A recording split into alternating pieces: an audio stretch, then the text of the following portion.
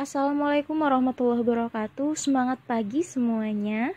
Ya, kembali lagi bersama Ibu Septi dalam pelajaran matematika. Dan dalam pertemuan ini kita akan mempelajari geometri ruang dalam topik pembahasan kedudukan antara titik, garis, dan bidang. Pada pertemuan yang lalu tentu kalian telah memahami konsep dari titik, garis, bidang, sudut sampai pada ruang itu sendiri sebagai objek dari geometri. Nah, sama seperti pertemuan kali ini, beberapa objek geometri tersebut perlu dipahami terlebih dahulu konsepnya karena itu akan menjadi dasar kita untuk mempelajari materi selanjutnya. Sebagaimana tujuan pembelajaran dari geometri ruang ini, seperti 4 poin pada layar yang harus kita capai. Kemudian pada pertemuan kali ini kita akan mempelajari beberapa sub pembahasan, diantaranya yaitu mengenai unsur-unsur bangun ruang dan hubungan titik, garis, dan bidang, kemudian kedudukan titik dan garis pada bidang, kedudukan garis dan garis lainnya dalam ruang, kedudukan garis dan bidang di dalam ruang, dan yang terakhir adalah kedudukan bidang dengan bidang lainnya di dalam ruang.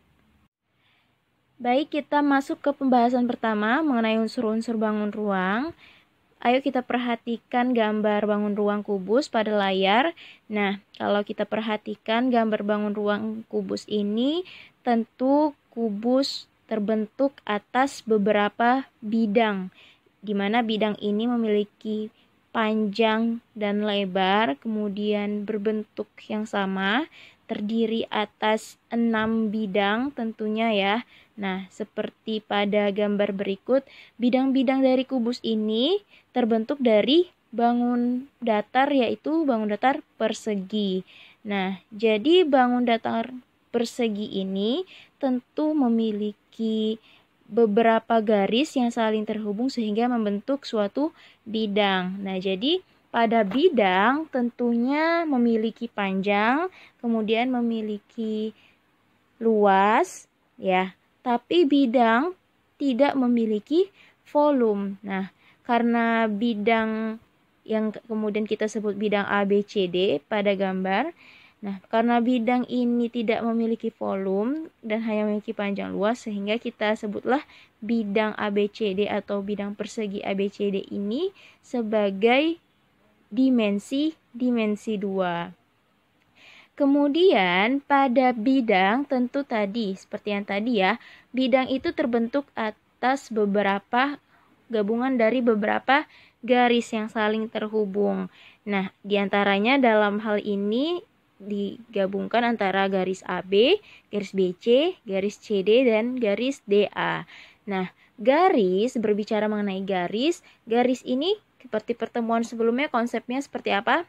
Iya, garis ini adalah kumpulan dari beberapa titik yang hanya memiliki panjang. Nah, jadi garis ini adalah suatu kumpulan dari banyak titik yang panjangnya tak hingga. Kemudian jika garis ini memiliki batasan panjang, maka disebutlah sebagai ruas garis. Jadi terdapat 4 ruas garis pada bidang, di mana setiap garis terdiri atas kumpulan titik.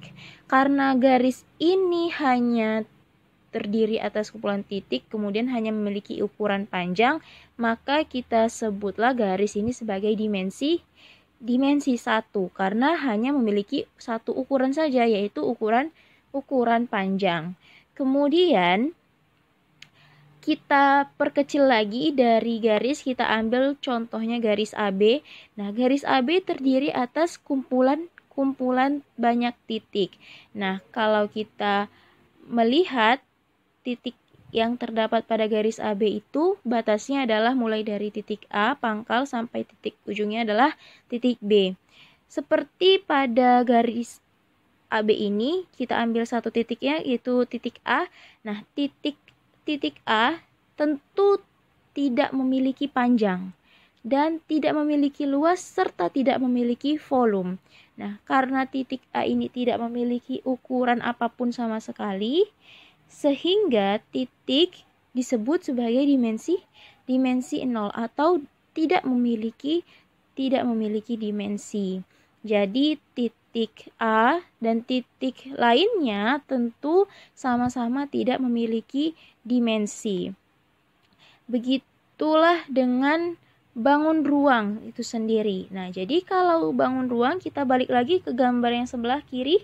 Nah, jadi seperti bangun ruang kubus ini, karena dia memiliki panjang, kemudian terdapat ukuran luas juga yang dapat dihitung dari bidangnya, kemudian dapat dihitung pula volumenya karena memiliki ukuran volume, memiliki isi, sehingga kubus dapat kita katakan sebagai suatu bangun berdimensi 3 karena memiliki ukuran panjang, memiliki ukuran luas, dan memiliki ukuran volume.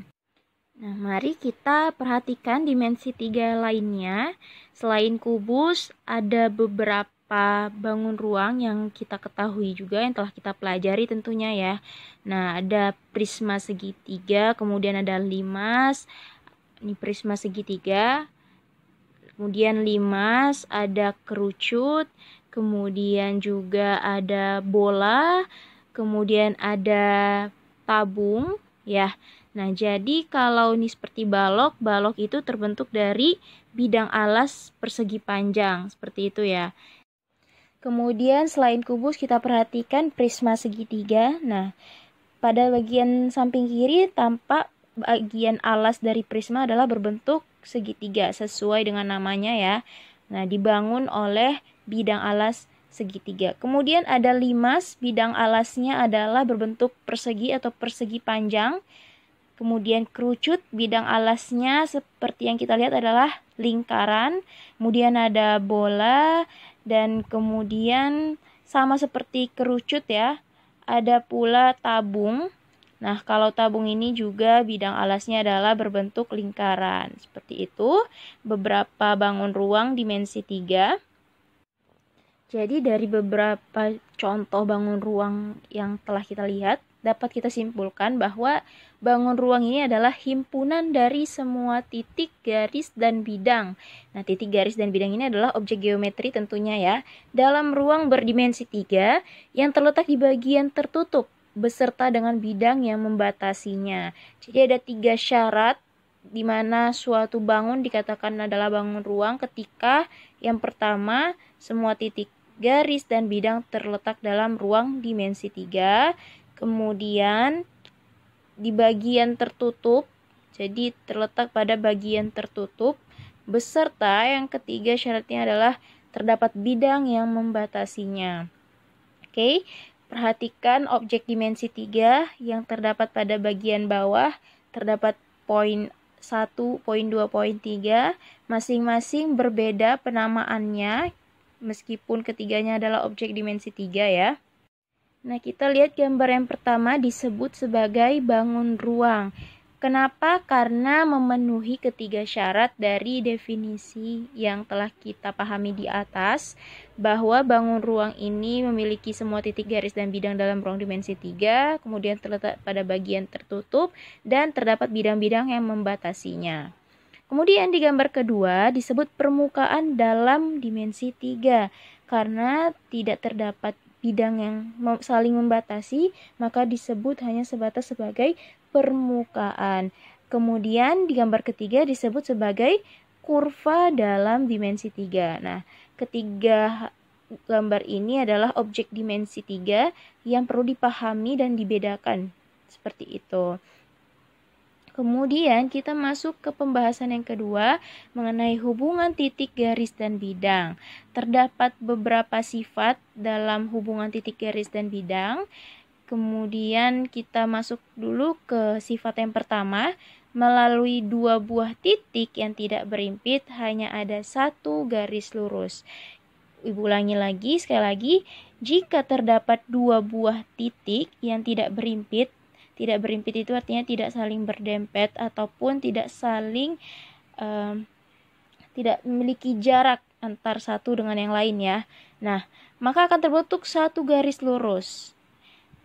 Seperti apa bentuknya kita visualisasikan dalam GeoGebra. Nah, coba kita perhatikan pada gambar kubus dan gambar bidang yang membentuknya, bidang ABCD. Nah, tadi seperti yang disebutkan bahwa jika ada dua buah titik yang tidak berimpit, kita misalkan dalam hal ini adalah titik A dan titik C, seperti itu. Nah, titik A dan titik C jika dihubungkan akan membentuk satu buah garis lurus. Jadi titik A dan titik C jika kita hubungkan akan membentuk satu buah garis lurus yang jika kita namakan adalah membentuk garis AC.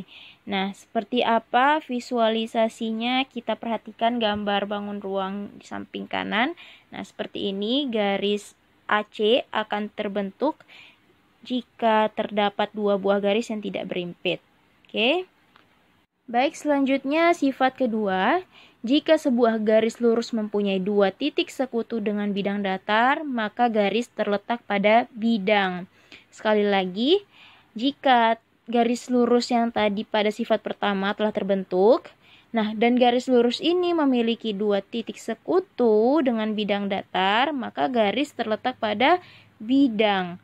Contohnya adalah garis AC tadi terletak pada bidang ABCD karena titik A dan titik C adalah titik persekutuan. Arti titik persekutuan itu adalah titik yang terdapat pada bidang yang sama. Jadi kita lihat titik A dan C.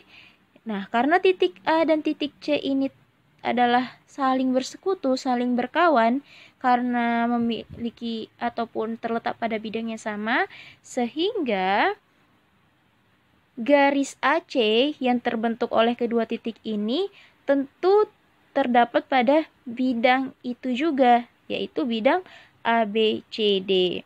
Jadi, ulangi sekali lagi, kalau ada dua buah titik yang saling bersekutu, kemudian akan terbentuk garis lurus pada kedua titik tersebut, maka garis lurus tersebut tentu terdapat pada suatu bidang datar, di mana bidang datar itu juga terdapat titik-titik pembentuknya. Seperti itu ya.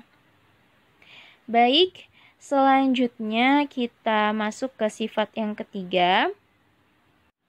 Jadi, apabila terdapat tiga buah titik yang tidak berimpit atau segaris, maka terbentuklah satu bidang datar. Jadi kalau ada tiga buah titik dan ketiga titik tersebut tidak saling berimpit atau tidak saling segaris, maka jika kita hubungkan ketiga titik tersebut akan terbentuk satu bidang datar. Contohnya, titik B, G, dan E akan membentuk bidang BGE. Seperti apa visualisasinya? Kita perhatikan. Jadi kita akan mempertemukan titik B, titik G, dan titik E. Titik B, G, E. Jika kita hubungkan, maka akan terbentuklah satu bidang datar pada hubungan ketiga titik tersebut. Nah, jadi dapat dilihat ya, bidang yang berwarna biru muda ini adalah bidang yang terbentuk pada titik B, G, E, kemudian bidang ini kita sebutlah dengan bidang BGE. Karena terbentuk atas ketiga titik tersebut. Ini visualnya dari depan, samping. Oke. Lebih kurang seperti itu untuk sifat yang ketiga. Kemudian kita masuk ke sifat keempat. Melalui sebuah garis dan sebuah titik, tidak pada garis, dapat dibuat satu bidang datar. Oke, sekali lagi. Jika ada sebuah garis dan sebuah titik yang tidak terdapat pada garis tersebut, maka kita dapat membentuk satu bidang datar pada satu garis dan satu titik tersebut. Contohnya adalah garis EG dan titik B dapat membentuk satu bidang datar. Ini sama seperti bidang yang pada sifat ketiga ya. Nah, kita perhatikan garis EG dan titik B. Jika kita hubungkan, nah, Nah, kita lihat visualisasinya. Ini seperti yang tadi. Ada garis EG. Garis EG terbentuk atas titik E dan titik G. Kemudian ada satu titik di luar titik yang terbentuk pada garis tersebut, yaitu titik B. Nah, jadi ada satu garis EG dan titik B di luar garis tersebut. Jika kita hubungkan, maka akan terbentuk satu bidang datar, meskipun titik yang satu di luar dari garis tersebut. Oke, kita masuk ke sifat yang kelima. Melalui dua garis yang berpotongan, hanya ada satu bidang datar. Jadi, kalau ada dua garis yang berpotongan, maka akan terbentuk satu bidang datar. Contohnya adalah garis AG dan CE ini kan saling berpotongan. Di O kita anggap. Dan maka akan terbentuk bidang datar yang namanya adalah bidang datar ACEG. Seperti apa visualnya kita perhatikan. Kita akan membentuk garis AG. Kita akan membentuk garis yang menghubungkan titik A dan titik G. Kemudian garis ini kita sebut dengan garis AG. Kemudian kita bentuk lagi satu garis lagi yang menghubungkan titik C dan titik E. Oke. Nah, jadi kita akan bentuk titik C dan titik E, kita hubungkan akan membentuk garis CE. Nah, seperti ini. Kemudian kita hapus dulu garis yang lain agar tidak mengganggu. Nah, seperti ini. Jadi, garis AG dan garis CE tampak pada visual berikut saling berpotongan di titik O. Kita anggap titik tengah tersebut adalah titik O. Nah, jadi dari potongan ataupun dari garis yang saling berpotongan ini akan dapat membentuk satu bidang datar. Kita bentuk terlebih dahulu bidang datar antara titik A, C, G, E. Nah, jadi bidang yang terbentuk ini kita sebut dengan bidang ACEG. Nah, jadi seperti ini tampak bidang ACEG. Nah, bidang ini membatasi titik A, titik C, titik E, dan titik G. Bidangnya terbentuk dari dua garis AC dan EG yang saling berpotongan. Ini dia visualnya, tampak dari samping, kemudian dari atas, kemudian dari sisi bawah juga bisa kita lihat ya. Oke. Kemudian kita masuk ke sifat yang terakhir. Nah, melalui dua buah garis yang sejajar, hanya ada satu bidang datar. Jadi, kalau yang sifat sebelumnya dari garis berpotongan dapat dibentuk satu bidang datar. Kalau yang ini, kalau ada dua garis sejajar, maka dapat pula kita bentuk satu bidang datar. Contohnya, garis AC dan EG saling sejajar, maka akan terbentuk bidang ACEG. Perhatikan gambar visualnya. Nah, jadi kita akan bentuk garis EG terlebih dahulu, seperti pada gambar. Kita hubungkan garis EG, kemudian kita hubungkan satu garis lagi, yaitu garis A ataupun titik A dengan titik C. Kita hubungkan akan membentuk garis AC. Nah, jadi seperti tampak ya pada visual 3D-nya. Karena garis AC saling sejajar dengan garis EG, maka kedua garis yang saling sejajar ini, dari kedua garis yang saling sejajar ini dapat kita bentuk satu bidang datar. Satu bidang datar, kita bentuk bidang datar yang menghubungkan titik A, kemudian titik C, kemudian titik G, dan titik E. Maka akan terbentuk bidang datar yang terbentuk dari titik A, C, kemudian E dan G. Seperti visual berikut, tampak dari samping, dari atas. Nah, terbentuk dari dua garis yang saling sejajar. Nah, Ini dia keenam hubungan antara titik, garis, dan bidang. Kemudian kita masuki pembahasan selanjutnya mengenai kedudukan titik dan garis pada bidang. Nah, jadi kalau suatu titik yang akan dilalui bidang, jika titik terletak pada bidang. Jadi titik akan dilalui bidang jika titik tersebut terletak pada bidang. Contohnya titik P dilalui bidang ABCD karena titik P terletak pada bidang ABCD. Kita lihat visualnya. Kita ambil contoh misalnya garis EG ini, kemudian kita tarik lagi garis yang berpotongan dengan garis EG pada bidang yang sama, yaitu FH. Nah, ketika dua garis ini saling berpotongan, maka akan muncul titik potongnya, yaitu kita anggap titik L ya.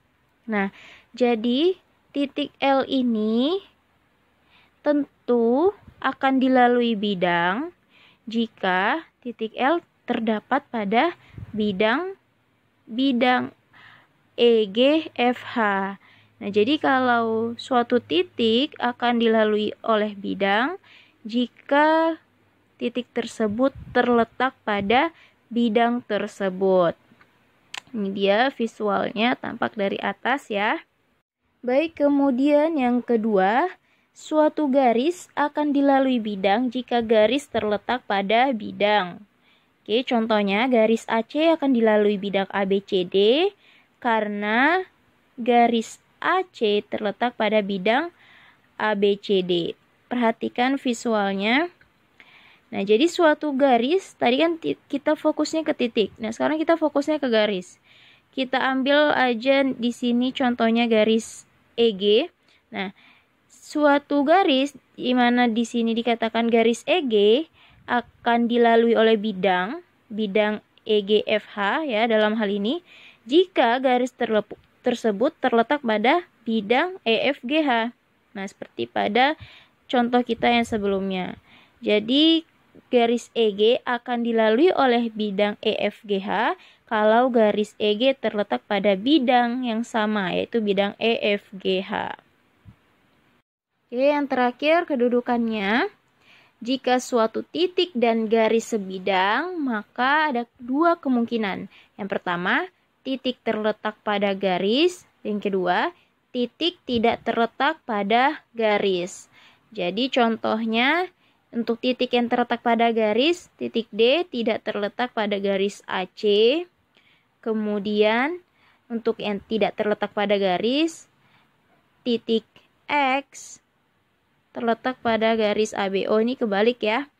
Jadi kita perhatikan aja langsung ke contoh.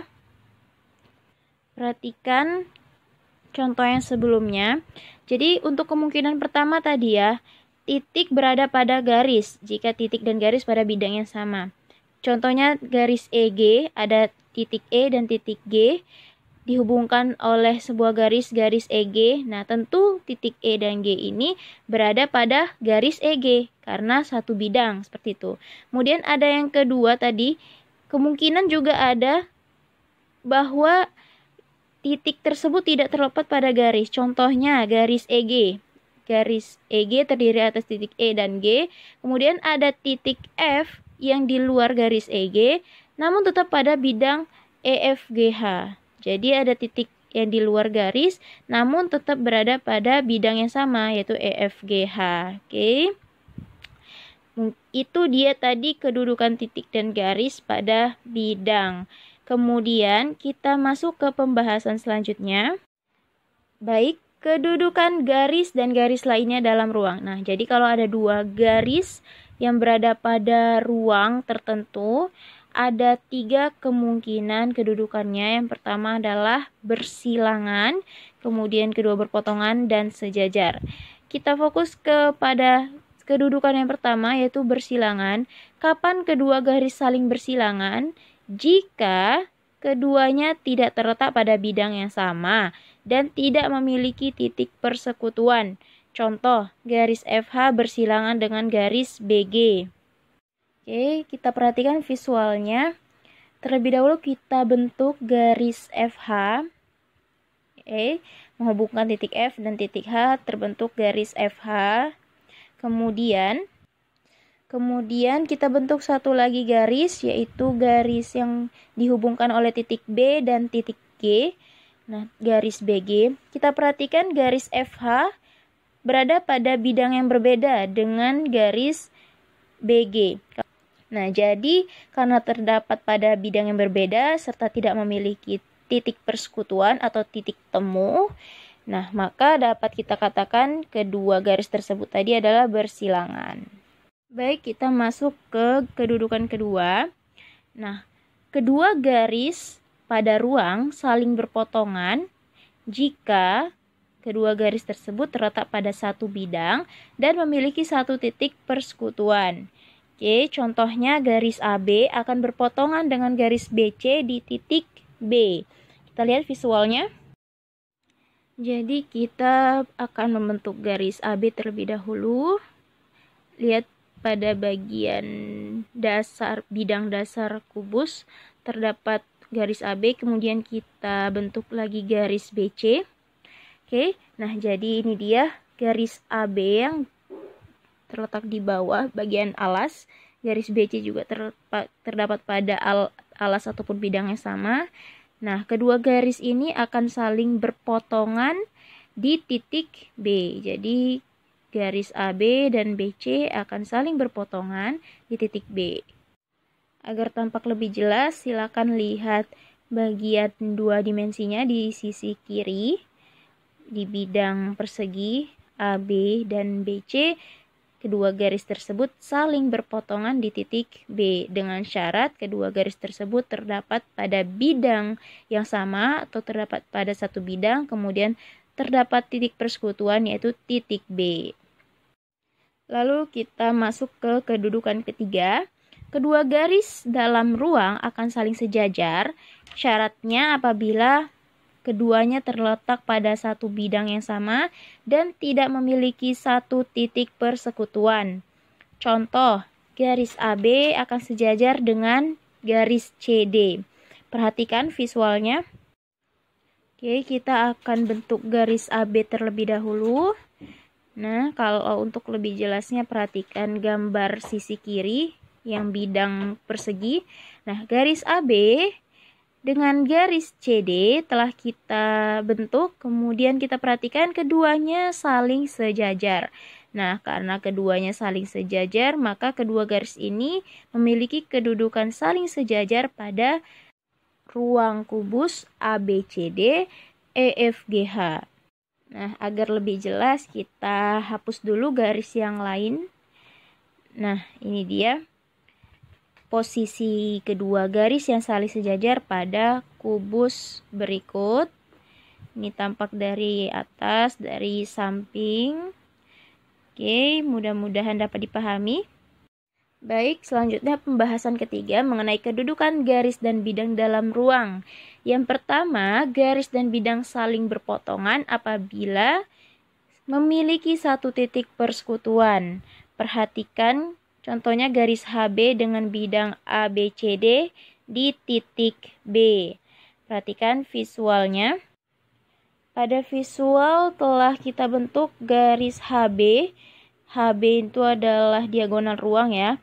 Kemudian jika kita hubungkan dengan bidang ABCD, bidang alas akan saling berpotongan di satu titik, yaitu titik B.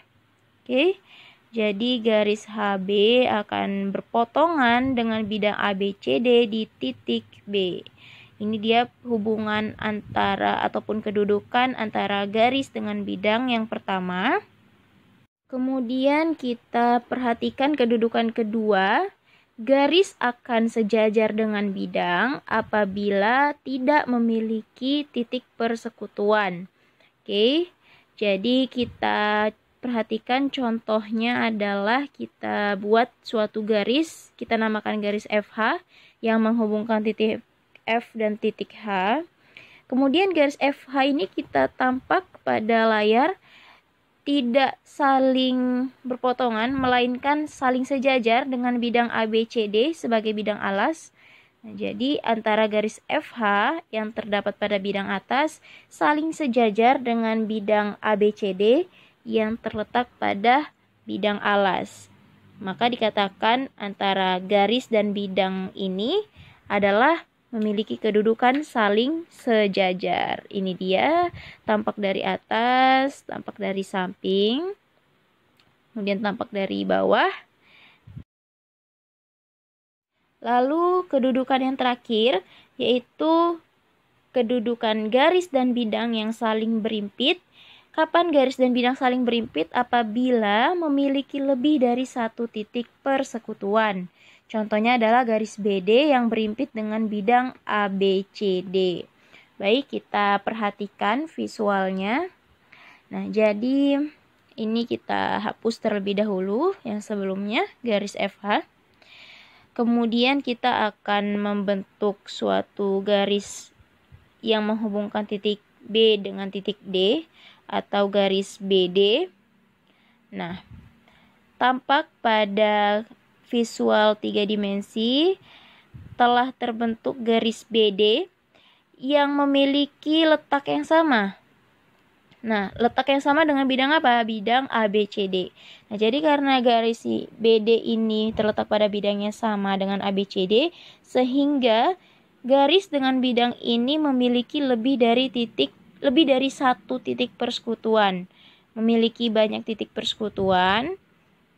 Oke, dalam hal ini adalah titik B dan D adalah titik sekutunya, sehingga antara garis dan bidang tersebut dikatakan saling berimpit.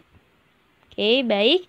Kemudian kita masuk ke pembahasan yang terakhir, kedudukan bidang dengan bidang lainnya pada suatu ruang.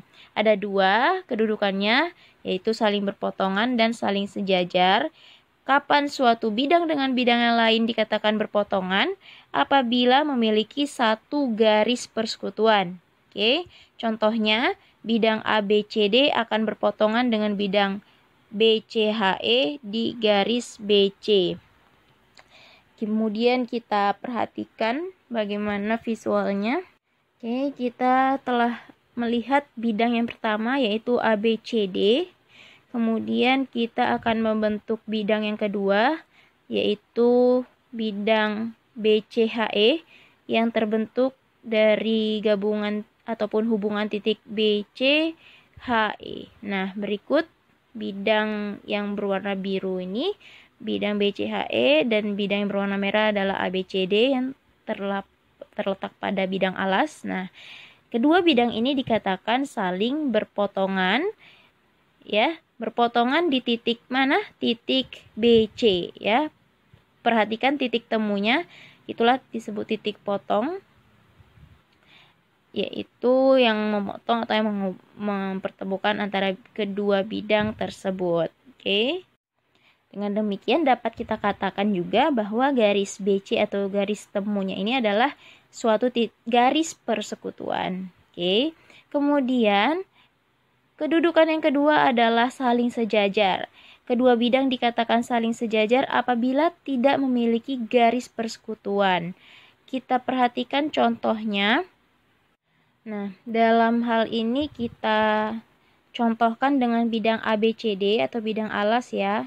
Dengan bidang atapnya atau bidang atasnya yaitu EFGH.